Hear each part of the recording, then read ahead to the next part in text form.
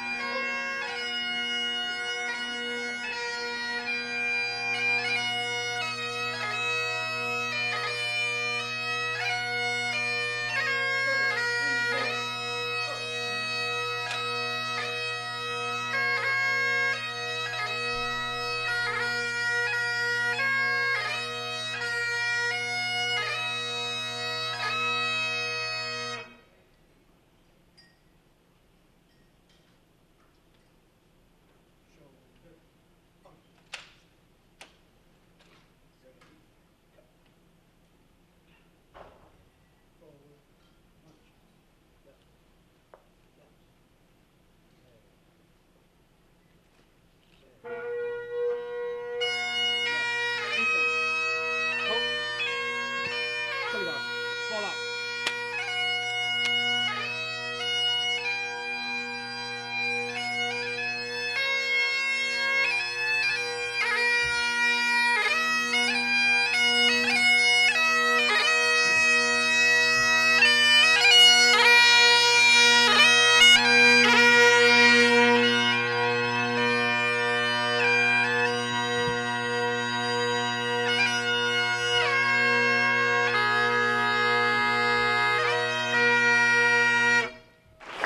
All right, well, we're all standing. Let's do our national anthem. I hope we have music to go with this. Right.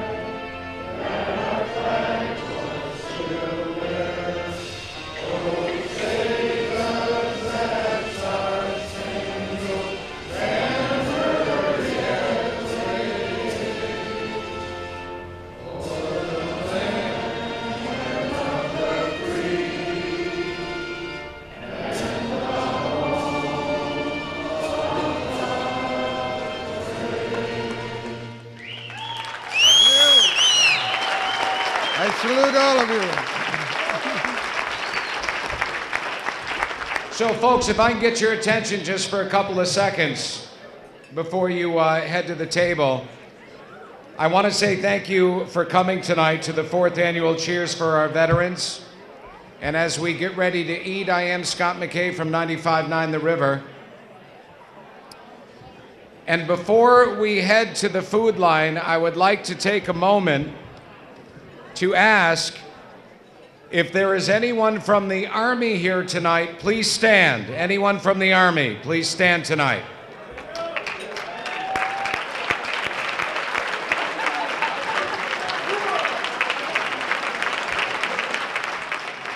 Folks, if I can have your attention. Anyone from the Navy, please stand tonight. From the Navy, please stand.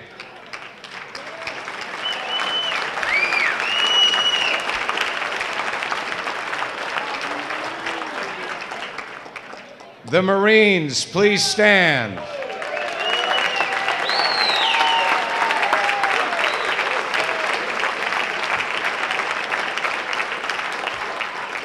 I've noticed in the 3 years that I've hosted this, the Marines are very vocal people, and there's nothing wrong with that.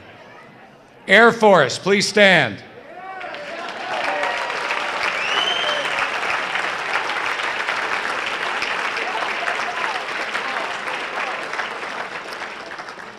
Do we have any Coast Guards in the house tonight? Coast Guard. Yeah, give him a hand anyway. Come on, Marines, make some noise for the Coast Guard. So tonight we have a great event for you. By the way, the silent auction is going to close at about 8:45. We'll make sure that we give you time. We'll give you a 10-minute closing window tonight. But also, I want to let you know, so many things have been done for Naperville Responds for our veterans, and that's why we're here tonight, to support this organization and raise money to help veterans in need. And we're talking about construction, from the simplest thing to front steps, to a roof, to interior, a toilet that doesn't work. I have seen a lot that has gone on here, and we are trying to raise money tonight. So Pat Bowler knows that I can't do construction. He said, will you host the event? I am the guy that put in the doorknobs at my house backwards, locked myself in the house, so I had to go out from the back door to let myself back in. So I'm hosting this event in honor and for Pat, so thank you very much. Ladies and gentlemen, I want to bring up one more time our chair of the program, Naperville Responds for our veterans. Here is Jeff Lincoln, and if I could get your full attention now, folks, full attention, thank you. All right, I'm going to get started here. I know you guys are eating still and drinking, but if I could have your attention, I'd appreciate it. It's a very important evening tonight, and I appreciate everybody that has come and all the people who made their donations, so thank you very much. I do want to thank my committee. As you can imagine, putting something on like this takes a lot of work. There's a lot of people behind the scenes that have done things to put this on, as we did last year. I'd like to thank Scott McKay really quickly here again. Scott did this for the last 3 years. He volunteers his time for this. He knows the importance of taking care of our veterans. And Scott's trying to clank his glasses. We're going to kiss pretty soon if you guys don't pay attention. So, and God knows I don't want to kiss him. So anyways, really quickly, I'd like to thank my committee members, and I'd like to have them stand if they don't mind. I'll go through this pretty quickly. She's an incredible woman. Her and her partner, Mary Smeeters, Meg Landick and Mary Smeeters, please stand up. These people are 100% volunteers and put everything together, the raffles that you see tonight. Everything, the baskets, you name it, everything out there, the bid sheets, they do it all. They're unbelievable. I couldn't do anything with those two, believe me. I'd also like to thank Tim Pennick. Tim Pennick is an incredible person. He's with, as you know, he's been with us as kind of like a volunteer, but Tim's been great. He's done everything for us. I don't know where Tim is right now. He's probably out there working like he normally does. There he is in the back of the room. Positively Naperville Magazine, they note the time. Timmy donates his time every day. Does a great job. Warren Dixon III. Warren, where are you at, buddy? Warren has been great, instrumental of putting this together with a lot of sponsors and helped me there. So Warren, thank you very much. And of course, Mr. Singer up here earlier, Mr. Joe Modaf. Joe, you've always supported us. Thank you very much. I'd like to thank as well Brendan McCormick. Brendan just joined us this year. He did a great job coordinating with us on getting people to donate things as well. Brendan, thank you. There's Brendan. He doesn't want to stand up. He's a little tired. Cindy Caputo. Cindy, are you here? Cindy, thank you very much for your donations and your help. Cindy, where are you at? Thank you. And of course, my partner in crime at work at SDC Capital Bank, Debbie Persapio. Debbie's our secretary. Pat talked her into joining this thing 2 years ago and said, you might do 10 hours a month. Well, it's about 10 hours a week. So thank you, Debbie. Where are you? Thanks, Deb. Anyways, I'd like to thank also Pam Bowler. Pam Bowler, thank you. Pam's been great. She's running around the whole town, driving around, picking up items for us, and just a fantastic woman, I got to tell you. There's somebody that couldn't be here. She does an awesome job behind the scenes. She's our treasurer, Susan Ragu. Susan, thank you so much.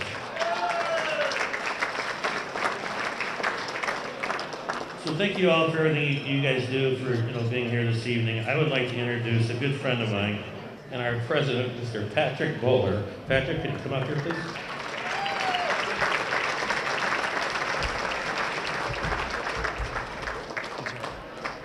Thank you, thank you. I appreciate all you coming out here. Thank you. I've got a lot to say in a short period of time. First of all, look at this room, look at this event, hear our message. This is our chair for fundraising and for events. Jeff, this is incredible. Just unbelievable. Tremendous. Thank you. Hats off to you. First of all, Colonel James Hickey from Washington, D.C., thank you for being our guest tonight. We're going to give you the microphone here shortly. Thank you.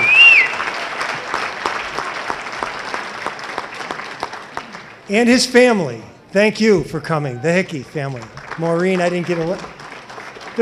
There's so many friends I have here that I haven't been able to say hello to, shake a hand with, give a hug to, but I'm trying to get around the room as much as I can. First thing I'd like to say is, unfortunately, Mayor Pradle isn't here yet.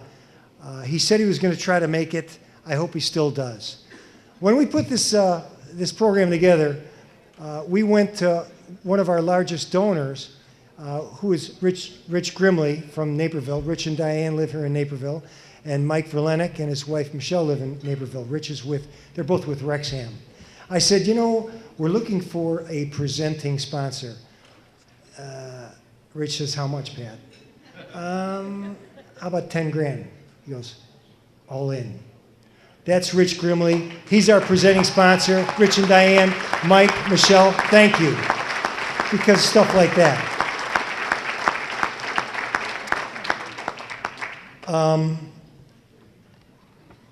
Basically, we talked about our veterans and those that serve. It's just tremendous. And for those of you that don't know, my son serves. I'm very proud of him. And our prayers, as Father Melota said, it goes out to all of them. The rest of our table here, I've got some honored guests. Certainly, Father Melota, thank you for coming and doing the invocation. And then my daughter, Amy, who's here also. I've got some, thank you. And thanks for helping out. I thank my wife, Pam, 37 years. She's hanging on. And I'll get to some other dignitaries. But basically, I would like those parents that are in the room that currently have a son or a daughter or a grandson or a granddaughter that are serving, please stand up. Stand up. John Case, Pam Bowler, back there. How about it? Thank you.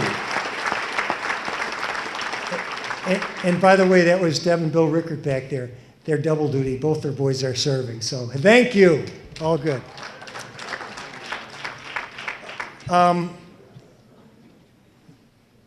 The other folks that I'd like to talk about, and this gives us a heavy heart because we always want to remember some of those that have served and unfortunately paid the price. And I would like to introduce some of our Gold Star families, and I would ask that you would kindly hold your applause until after I get them all standing. At my table, I've got Heather Bland, Heather's husband, Captain Jeffrey Bland, Marine from the University of Illinois. Please stand. Thank you, Heather. And then also at our table, I've got Ann and Julie Weiss. Their son, First Lieutenant Daniel Weiss, he was an Army Ranger, Naperville Central, University of Illinois, Chicago. He served. They're at our table. Thank you. Thank you. Then I have also with us Richard and Vicki Landeck, their son, Captain Kevin Landeck, Army, Wheaton Warrenville South, Purdue graduate. Where are you guys at, Rick? And there they are back there. Thank you. Erin Hodgkin. I got a chance to meet her briefly. Erin is the wife of PFC Gunner Hodgkin. He's from Hinsdale Central. Erin is here. Erin, where are you at? And actually, Christine Hodgkin, that's Gunner's mom that's here also. Thank you. And then I've got also George and Deb Oborn, Specialist George Oborn Jr. served in the Army. He's from East Peoria. His parents live here.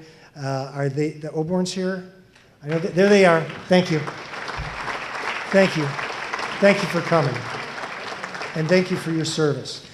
At this time, the only thing I have to say is 27. On April 27th to today, this group of volunteers that I am so proud to serve with has helped 27 people with their homes, whether it's a roof, a bathroom, a toilet, you name it. They've been working diligently. That's 27 projects since April 27th. And we have 10 on the books that we're looking at. I'm telling you, this organization is real.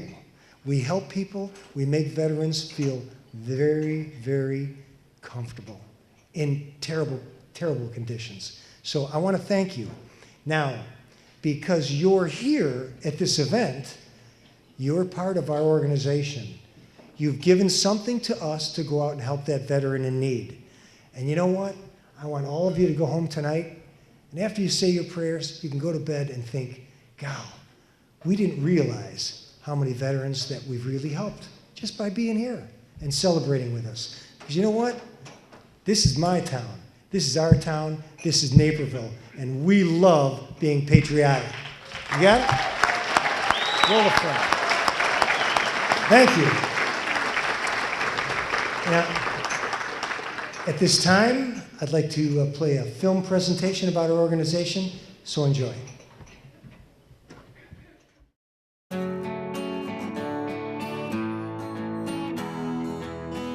A roof that doesn't leak, easy access to your home, windows that open and close, all things that could be taken for granted, and all things that many veterans in our community go without. But one group made the decision to not let veterans go without what they need. Naperville Responds for Our Veterans assists veterans and their families by raising donations of money, building materials, and professional labor to repair, build, and donate homes to veterans in Naperville and the surrounding areas.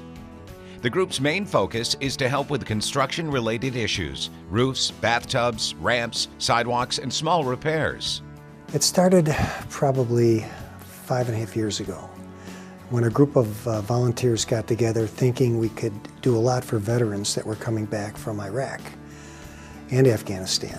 We've done many things for people, not real big things like putting in a bathroom, a shower because they needed a walk-in shower. It's just a joy for us to help people that have given of their time to serve in the military so that we might be free. Glenn Glover served as a Marine in Japan during World War II. He was too young to actually enlist, but lied about his age so he could join. After the war, Glenn went to work as a carpenter, building over 200 houses in the community, and made Naperville his home. Time passed, and recently Glenn could no longer take care of his home. And during a visit from Mayor Pradle and the Rotary Club to help with landscaping and yard work, a larger need was discovered. And then I realized when I walked around the back that there was a hole in their roof. They actually had a tarp over the roof. And so I called Pat Bowler and I said, Pat, we need some help over here. And within an hour he was there, and he had some other people come and help, and they looked it up, and the next day they were putting a new roof on the house on Benton Street, and it has been such a wonderful addition to the house. And he started to cry because he said, I wish I could do it myself, but he said, I hate to ask for help, but he said, it's so beautiful and I want to thank you. Naperville Responds for Our Veterans seeks to help all veterans in need, regardless of age, rank, or where they served. One of these veterans is 29-year-old Zach Arnold. He deployed to Iraq in 2007. Zach was one of those guys that wouldn't raise his hand and ask for help. So we got a little nod from the VFW, and he needed help. He was slipping and falling in his bathtub. He's missing a leg. He got it blown off in Iraq. He was getting married. We went in there. We knocked out his entire shower, and he was extremely grateful to the point of tears. After receiving assistance from Naperville Responds for our veterans, Zach was asked if he'd like to help out on a different project for another veteran. So his wife Mimi and he both showed up, grabbed a rake, started raking, cleaning, moving blocks, unbelievable. He goes, I absolutely love this. This is incredible. I said, Zach, we're looking for young people. You want to be on our board? He goes, I'd be honored. That's why I do this, because I love talking with other veterans. I love, anytime I get a chance to work with veterans, I take it, because my career was cut short when I got injured. And so this is an opportunity for me to continue working with my brothers and sisters in arms. If a veteran needs assistance, the first step is to apply on the Naperville Responds for our Veterans website. The application then goes before a committee made up entirely of veterans. So they go out and they qualify that particular veteran to make sure they're a veteran, number one, and number two, to figure out what we need to do. They'll make a recommendation back to the board, or if it's under $2,500, we just fix it right away and get it done. But it's not just veterans who need help, it's their families as well. We had a 86-year-old lady here in Naperville that talked to the VFW about getting some help. Her husband served in World War II, working on the atomic bomb, and passed away from cancer in the 1960s. She wasn't getting all of her benefits. When Mike Barber and the VFW went over to check on this lady and help her get her paperwork straight, she had small issues. Toilet that didn't work, didn't have a light in the utility room, she was doing her laundry, simple things. We went in there, took a look at what she was doing, and I asked her, I said, you're the wife of a veteran, we want to help you and your family. And I said, I see there's a nice little picture of a young soldier up on the mantle. She goes, that's my grandson. I said, is he still serving? She goes, no, he's not with us anymore. So she lost her grandson. Now, here's the wife of a veteran. We went in there and cleaned it up. So that's what we do. We help the entire family, because the family suffers. Even when someone is abroad and fighting, the family's suffering here too, so we help everybody. Naperville Responds for our Veterans is made up entirely of volunteers. The group relies on individual donations and partnerships within the community. The organization has a list of qualified contractors that handle most of the repair work and most generously discount their services. But often, one of the biggest challenges for the group is determining when veterans need help. When they get in, they are taught to help other people. And that's their job and that's their role. And when they get out, they've done very well learning that, probably in boot camp. Their job is to help other people. The last thing they'll do is raise their hand and say, I need help. It's okay to ask for help. Asking for help doesn't mean you're weak. It doesn't mean you're less of a man or less of a woman. You've done enough for our country, and you've served our country well, and we're here to help. Naperville Responds for our Veterans helps those in our community who have dedicated themselves to serving our country. And you can help. Naperville Responds for our Veterans provides volunteer opportunities in real estate, legal, building and construction, events, and public relations. And if you cannot give of your time, the group accepts donations of monetary gifts to support the mission, event or project sponsorship, corporate matching gifts, materials and services, and gifts in kind. A veteran is someone who, at one point in his life, wrote a blank check payable to the United States of America for an amount up to and including his life. People are there for you, and that's Naperville Responds. A word of encouragement, a little help in the yard, a little bit of help taking somebody somewhere in a car. All those things make this city a great city to live in, but also makes veterans who have been in the service feel like somebody appreciated what they did for us.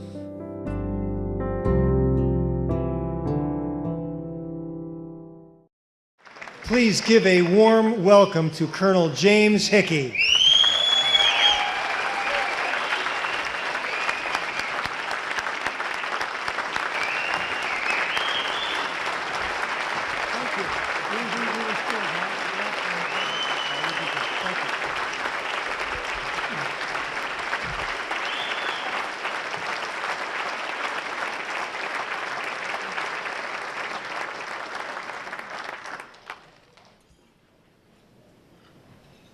after about 29 years of serving as an armored cavalry officer in the Army, where I had to routinely command Bradleys and tanks. The day I left the Army, I got these, so bear with me. Patrick, thank you very, very much for your warm introduction, and it's a real pleasure to be back here in Naperville, Illinois. And thank you for Naperville's response for our veterans.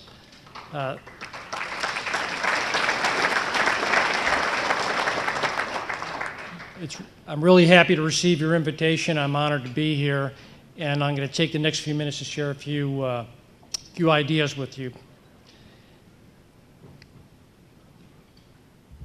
But before I get started, I really would like to thank the supporting staff and board and all the volunteers that made this happen. I've been to a lot of these, and I've yet to see one so well organized and so incredibly well sponsored. I took some time this afternoon to take a look at your sponsorship book. I've never seen so many sponsors so beautifully displayed in one booklet for one event. And I know that takes attention, it takes time, and it takes money, and that money matters because that's the stuff that allows us, people in places like Naperville, to help veterans living in their community. And by the way, Chicago has one of the most densely populated areas in the country full of veterans. It's compared to places like New York City or around Washington, D.C. or around San Diego. It's incredible when you look at the density of veterans. Chicago is probably one of the most dense across the country. So the work you're doing is resonating with not only that local populace, but I guarantee you the word gets out across the country. And that type of support matters to current serving members of the force and those who have recently served. That commitment from communities across the country to our fighting forces and to the wounded who have done everything they can to ensure victory in this war, know they're being supported. That word gets out to the active force. That fortifies what our people are doing downrange around the world to this day and every day. So thank you very much for what you do and what you donate. It has a huge impact on our ability to strategically propel forces around the world and to sustain those forces, because those forces aren't just equipment and plans and guys in fancy uniforms in Washington, D.C. It's young men and women who are committed volunteers and professionals going far afield, doing tough things in pretty austere places. What you're doing matters, and it supports that effort. Thank you.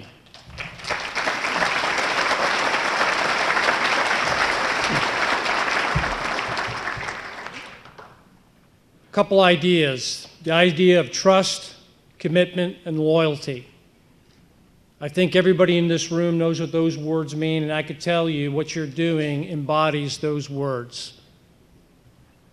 Those ideas have been important in the United States Army since 14 June 1775, when General George Washington took command of the Continental Army outside of Boston. And over the centuries and decades, soldiers have been fortified by being in units led by honorable people, manned by honorable men and women who learned the importance of trusting one another, being committed to their mission and to one another, and being loyal to one another in the most austere and toughest environments.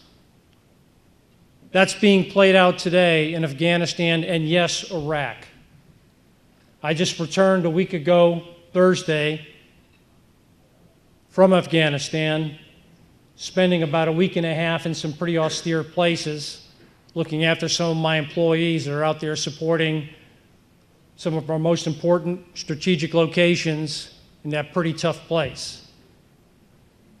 I've got friends among the 1,600 that are currently in Iraq that are going back to some of our old haunts, following their orders from the Commander-in-Chief to do what they can to help Iraqi security forces keep off the forces of ISIS from around Baghdad, both north and west, so to stabilize the situation, to allow this nascent government to stabilize itself, get its armed forces back in order, and be able to push these people out of their borders to the north and to the west.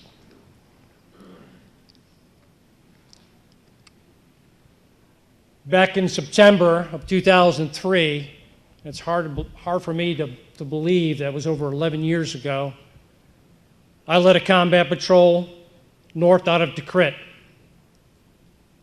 was late in the afternoon. It was an overcast day. It was kind of windy.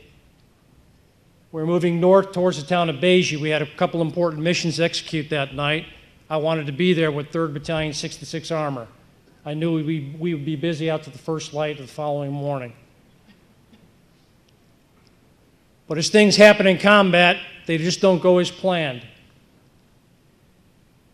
About 2 kilometers outside of Tikrit, Saddam Hussein's hometown, moving north on what we called Main Supply Route Tampa, or Route 1, 4-laned highway separated by a large earthen median. I was the point vehicle with my vehicle with 2 vehicles behind me representing my brigade headquarters patrol. Vehicles stripped down. We weren't armored up in those days.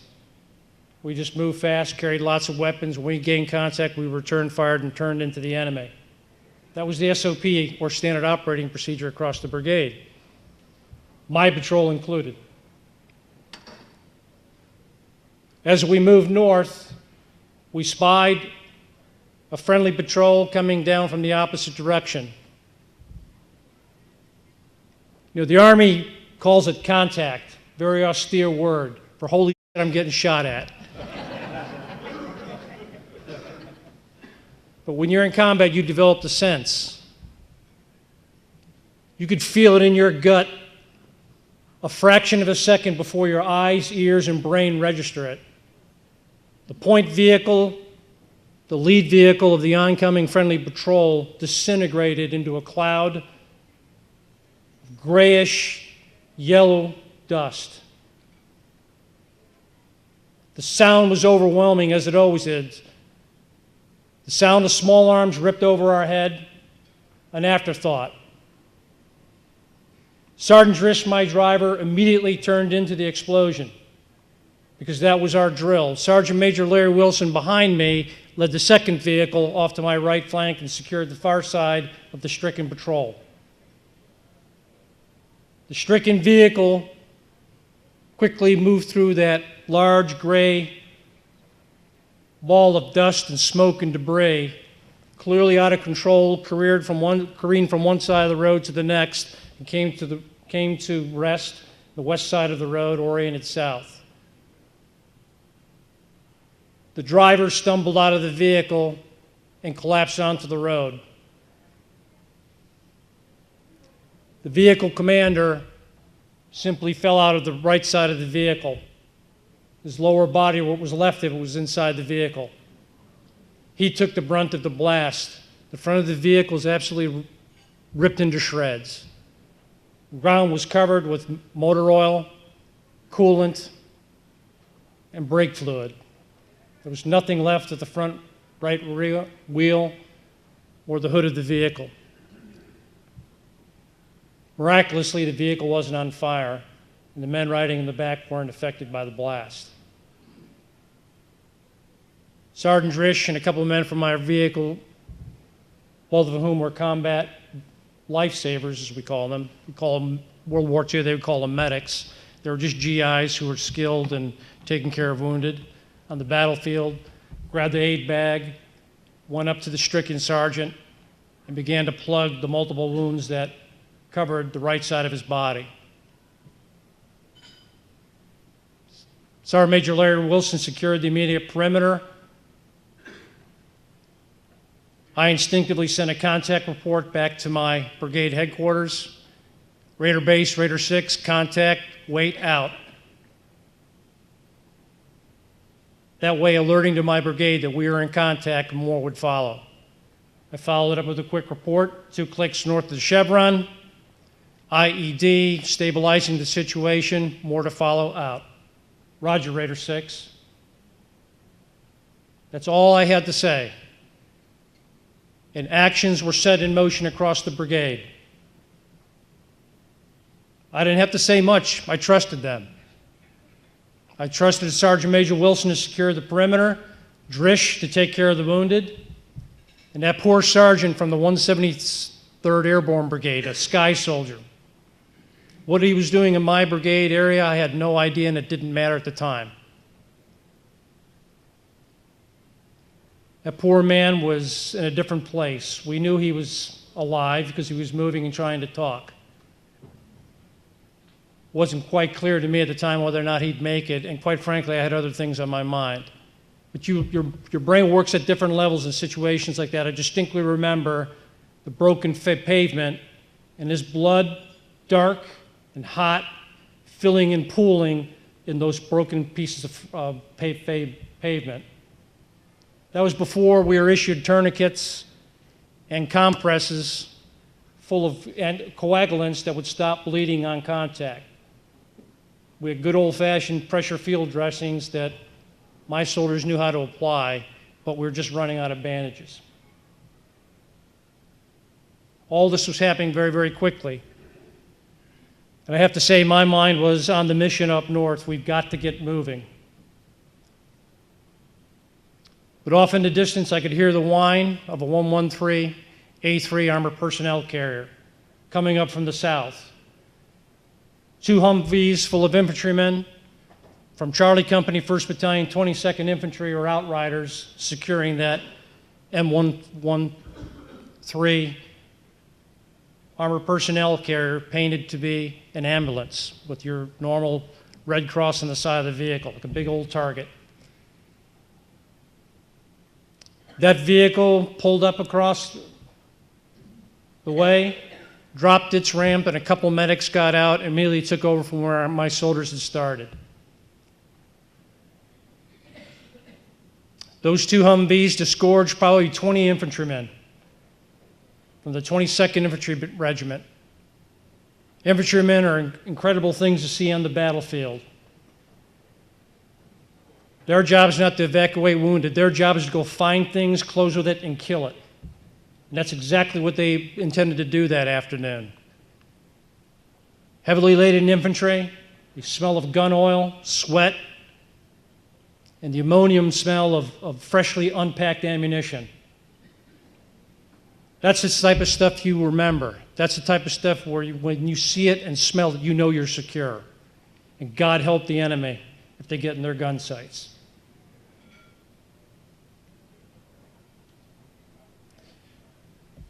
When Charlie Company took over, and I never ordered them to do anything, it just came down through brigade, down to battalion, down to that company, all within a matter of minutes. That airborne sergeant was being taken care of by soldiers he'd never met before in his life. And every one of those soldiers from the 4th Division would have laid down their lives to protect that fallen soldier. That's what happens when a nation builds an army, sustains it over generations through multiple wars. Those values of trust, commitment, loyalty are inculcated into young men and women that you would hardly pay attention to on the streets of Naperville, walking home from high school. But I've spent 29 years of my adult life with these young people, year over year. I know what they're capable of, on the training grounds and on the battlefields. They are willing to do anything for one another. They are willing to do anything to accomplish the mission. That's a fact. It's not just the stuff of history books. There are tens of thousands of combat leaders in America today who know this, who know the quality of our young people today.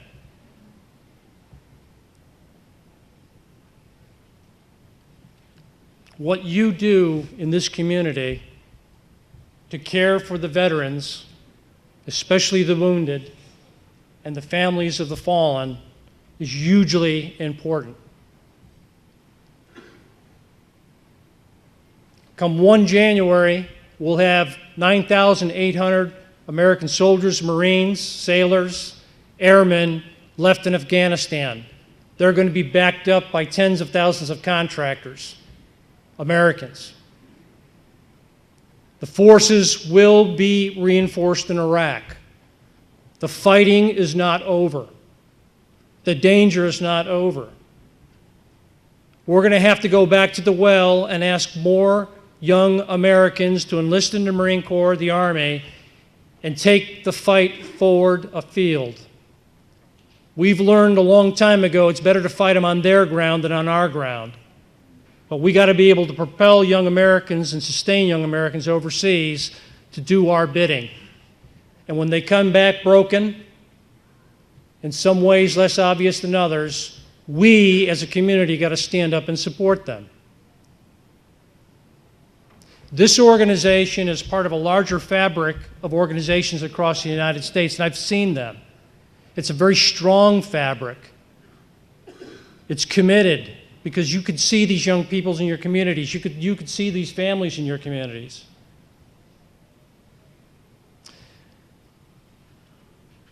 But it's not enough. Our government, the government that should respond to us in Washington, D.C., has a legal and moral responsibility to care for our men and women in uniform.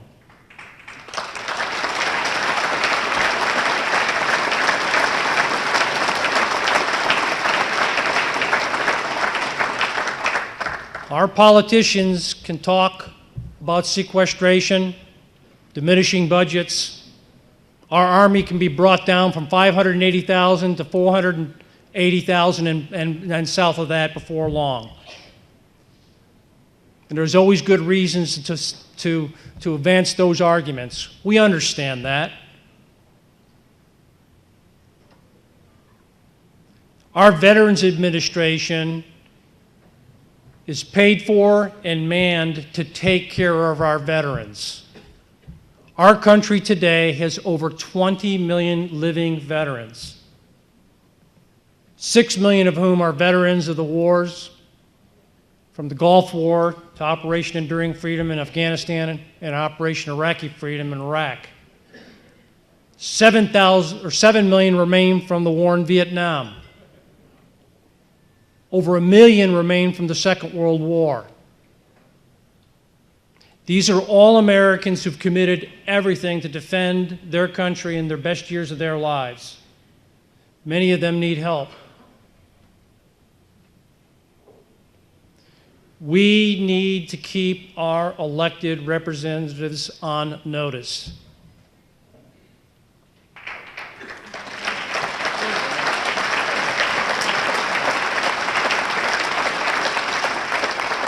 The Veterans Administration has a very important job to do with 150 hospitals across the Union. They need to know that they're supported by the American people. They need to know that what they do is of vital strategic importance to the capabilities of our nation, our ability to defend ourselves. We have an all-volunteer force, and don't think those young people that volunteer aren't watching. They want to know they're being supported. They want to know that the people that enjoy the security provided by their mission overseas are loyal and committed to them. Organizations like the VA are institutions that are committed to taking care of our veterans. They've got to be resourced. Congress has got to give them oversight and funding. Our president has to give it vision and direction and make it a priority. These men and women, our elected representatives, will respond to our will before, during, and after polling day. The fighting is not over. As I said earlier, I just got back from Afghanistan, and I spent the better part of a week at some pretty austere places in the southern half of that country with soldiers from my old regiment, the 3rd Cavalry, Marines, Special Forces teams on small isolated camps. The Special Forces troopers are living with Afghan National Army battalions spread across the country, doing very, very important work. They're real professionals. They don't want people worrying about them, but I'm sure they worry about their families. And these are people that have probably been on their 3rd, 4th, 5th tour. They quietly do their jobs. In fact, they call themselves quiet professionals. So what you're doing is very, very important. It resonates with the force in the field. You are networked with hundreds, if not thousands, of organizations, much like yourself, across the country. But I think we could do more through our elected officials, through our governmental organs in Washington, D.C., and this is a federal issue, to ensure that organizations like the VA and the DoD are properly resourced, given vision and priority of effort to take care of the young people that are fighting our wars today, taking care of those who've been wounded, taking care of the families of the fallen. And remember, there are millions of veterans who are still living with us from the Second World War, the Korean War, the Cold War, and Vietnam. Over 7 million veterans from Vietnam. And these people are going to be with us for decades. And so we have to look at it generation over generation. Who's going to care for these people in their 80s? They may be 20 or 30 now, but who's going to be there to look after them when they're 60, 70, 80 years old? And the most severely wounded you do not see. You have to go to places like Walter Reed to see that, and I have seen that repeatedly. Modern medicine is absolutely fantastic. The equipment they give us in the field is absolutely fantastic. Many of the soldiers that have survived terrible wounding would have not survived in Vietnam, Korea, or World War II, but they're surviving today, and they are really banged up. It'll take your breath away when you see some of them in the hallways of Walter Reed. And the doctors and the nurses who go into that place day in and day out know that there's a lifetime of work ahead of them taking care of some of these stricken soldiers, Marine, Navy corpsmen, what have you. It's the combat troops that represent a fraction of our total forces that have sucked up the worst of it. Our military represents less than 1% of our overall population. Politically, it has absolutely no effect. There's too few of them, and they're not geographically located in any one area. So our political process will not account for them.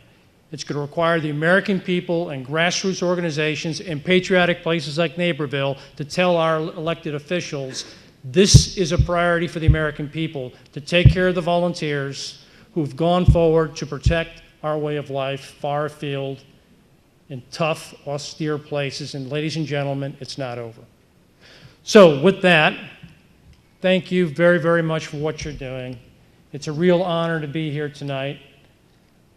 I guess, in Virginia, we've had this incredible warm autumn, and I kept on wondering, when's winter going to come? Well, it took me 2 hours of flying in an airplane and coming to Naperville to find out winter started. So thank you all very, very much. Thank you, Colonel James Hickey.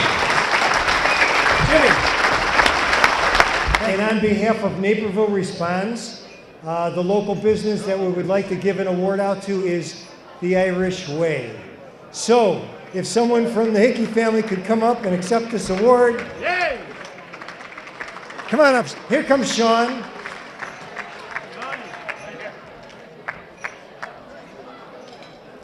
This is an award that we give to a local business that's always been part of our organization and helping us. So, Colleen, Ann, thank you very much on behalf of Naperville Response for our veterans. Thank you.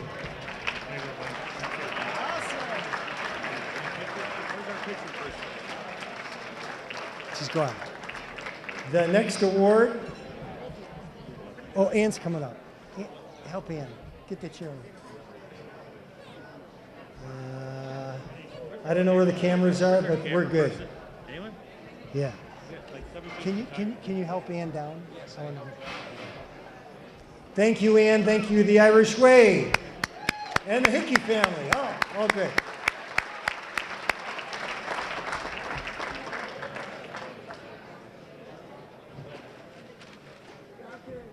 Okay, they'll help you down. We've got a veteran award here for Mike Barber. Mike, you're our veteran award tonight. Mike, You've done a ton for our organization. Give this guy a big hand. Big hand. Mike Barber.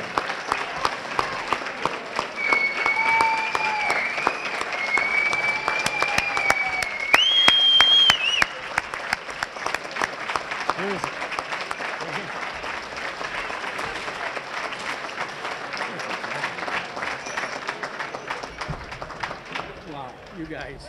No, you guys. All right, Jeff. All good. Thank you so much. Okay, I'm going to take the next award from here, our third award, and if you can, everybody out there, please listen to this award, please. This award is for a good friend of mine, and a lot of people here that know him as a friend. He started this thing after a lot of people did it probably 5 years ago. Pat picked it back up and made this thing what it is today. This award is going to go to Patrick Bowler as our president. I have never met anybody. Thank you. Thank you. Thank you.